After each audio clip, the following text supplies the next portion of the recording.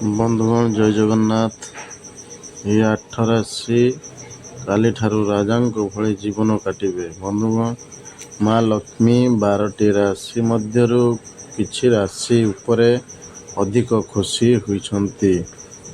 ଯେଉଁ କାରଣରୁ ଏହି ରାଶିଙ୍କ ଜୀବନରେ ଅଧିକ ଖୁସି ଆସିବାକୁ ଯାଉଛି। ମା ଲକ୍ଷ୍ମୀ ନିଜେ ଏହି ରାଶିର ଘରକୁ ଆଗମନ କରିବେ। ଯେଉଁ କାରଣରୁ ଏମାନଙ୍କର ସବୁ କଷ୍ଟ ଦୂର ହେବାକୁ ଯାଉଅଛି। ଏମାନେ ଜୀବନରେ ଅସୀମ ସୁଖ ପାଇବାକୁ ଯାଉଛନ୍ତି, ଯାହା ସେମାନଙ୍କ ଜୀବନରେ ପରିବର୍ତ୍ତନ ଆଣିଦେବ। ବନ୍ଧୁଗଣ, ଏମାନେ ଧନୀ ହେବାକୁ ଯାଉଛନ୍ତି। ଆସନ୍ତୁ ଜାଣିବା କେଉଁମାନେ ଧନୀ ହେବାକୁ ଯାଉଛନ୍ତି। ଆସନ୍ତୁ ଜାଣିବା ସେହି ଭାଗ୍ୟଶାଳୀ ରାଶିଙ୍କ ବିଷୟରେ, ଯେଉଁମାନଙ୍କ ଉପରେ ମା ଲକ୍ଷ୍ମୀଙ୍କ କୃପା ଲାଭ ହେବାକୁ ଯାଉଛି। ବୃଷ ରାଶି, ମା ଲକ୍ଷ୍ମୀଙ୍କ କୃପାରୁ ଆପଣଙ୍କର ଭାଗ୍ୟ ଉଜ୍ଜ୍ୱଳ ହେବ। ଘରେ ଖୁସିର ବାତାବରଣ ଲାଗି ରହିବ। ଆପଣଙ୍କ ପ୍ରତି ମା ଲକ୍ଷ୍ମୀ ଦୟାଶୀଳ ରହିବେ। ଆପଣଙ୍କୁ ଧନଲାଭ ହେବ। ବେପାରରେ ଲାଭବାନ ହେବେ। ଧାର୍ମିକ କାର୍ଯ୍ୟ ସମ୍ପନ୍ନ ହେବ। ବନ୍ଧୁଗଣ, ମେଷ ରାଶି, ଏହି ରାଶିର ଲୋକଙ୍କ ବ୍ୟବସାୟରେ କରାଯାଇଥିବା ପ୍ରୟାସ ସଫଳ ହେବ। ଚାକିରି କ୍ଷେତ୍ରରେ ପ୍ରମୋଶନ ହୋଇପାରେ। ଜୀବନସାଥୀଙ୍କ ଠାରୁ ଖୁସି ଖବର ପାଇବେ। ଆୟରେ ବୃଦ୍ଧି ହେବ।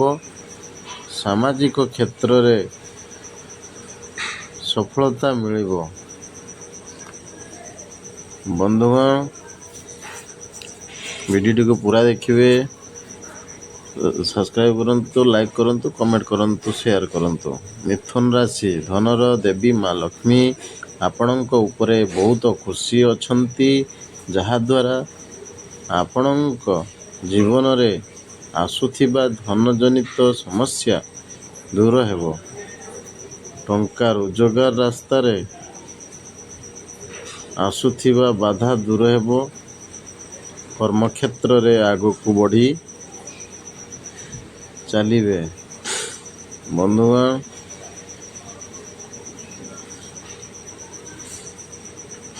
ତୁଳା ରାଶି, ମା ଲକ୍ଷ୍ମୀ ଆପଣଙ୍କ ଉପରେ ଅସୀମ କୃପା ବର୍ଷାଇବେ। ଅଟକିଥିବା କାମ ସଫଳ ହେବ। ଅଚାନକ ଧନ ଲାଭ ହେବ। ସୁଖ ଶାନ୍ତିର ବାତାବରଣ ଲାଗି ରହିବ।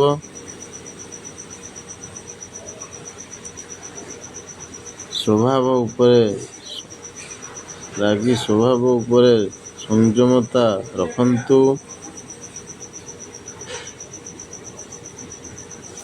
କୁମ୍ଭ ରାଶି, ଆପଣଙ୍କ ଉପରେ ମା ଲକ୍ଷ୍ମୀଙ୍କ କୃପା ରହିବ। ଜୀବନରେ ଖୁସିର ଆଗମନ ହେବାକୁ ଯାଉଅଛି।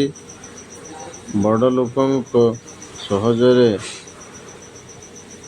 ଆପଣଙ୍କ କାମ ସହଜ ହେବ। ବୈବାହିକ ସମ୍ପର୍କରେ ମଧୁରତା ଆସିବ। ବ୍ୟବସାୟ କ୍ଷେତ୍ରରେ ସଫଳତା ପାଇବେ।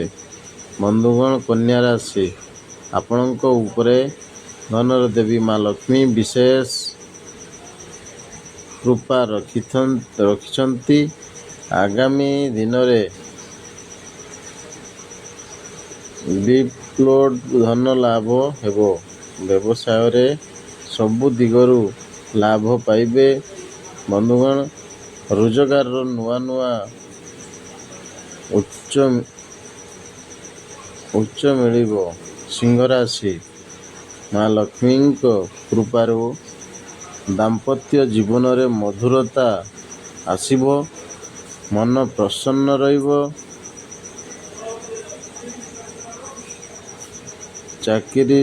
ଚାକିରିରେ ପଦୋନ୍ନତି ମିଳିବ।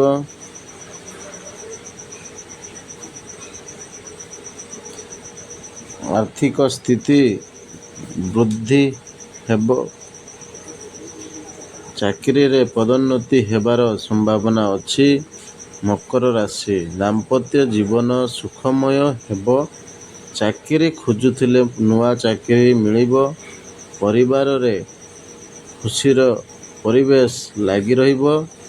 ସମସ୍ତ କାମ ସମ୍ପନ୍ନ ହେବ। ବନ୍ଧୁଗଣ, ଯଦି ଭିଡ଼ିଓଟି ଭଲ ଲାଗିଥାଏ ତ ସବସ୍କ୍ରାଇବ୍ କରିବାକୁ ଜମାରୁ ଭୁଲିବେନି। ଲାଇକ୍ କରନ୍ତୁ, କମେଣ୍ଟ କରନ୍ତୁ, ସେୟାର କରନ୍ତୁ। ଧନ୍ୟବାଦ। ଜୟ ଜଗନ୍ନାଥ, ଜୟ ମା ଲକ୍ଷ୍ମୀ।